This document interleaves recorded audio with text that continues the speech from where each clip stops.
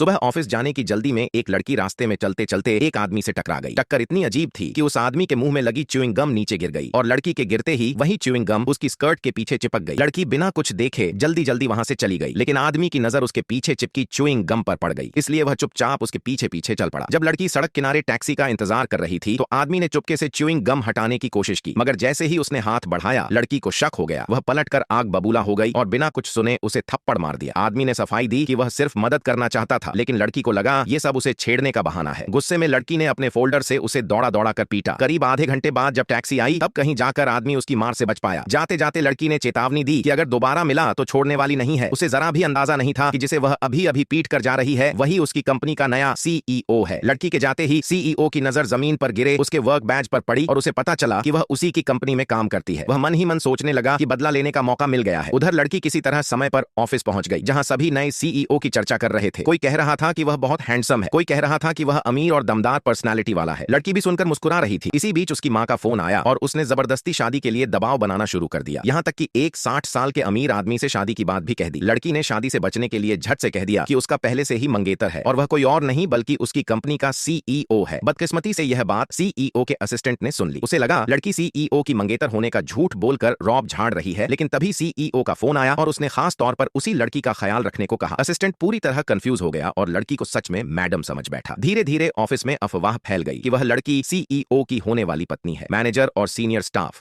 जो पहले उसे दबाते थे अब अचानक उसके पक्ष में खड़े हो गए। यहां तक कि उसकी सैलरी से काटा गया कमीशन भी वापस दिला दिया गया। लड़की खुद समझ नहीं पा रही थी कि अचानक सब कुछ कैसे बदल गया। वहीं एक जलनखोर सुपरवाइजर को शक हुआ कि लड़की असली मंगेतर नहीं है, इसलिए उसने सीईओ को शिकायत भेज दी। सीईओ गुस्से में सच्चाई जानने खुद ऑफिस आने वाला था। उसी दौरान सुपरवाइजर ने लड़की को जानबूझकर एक बदतमीज क्लाइंट के पास भेज दिया, जिसने उसके साथ गलत हरकत करने की कोशिश की। लड़की ने हिम्मत दिखाकर उसे सबके सामने सबक सिखाया और सारा मामला खुलकर सामने आ गया।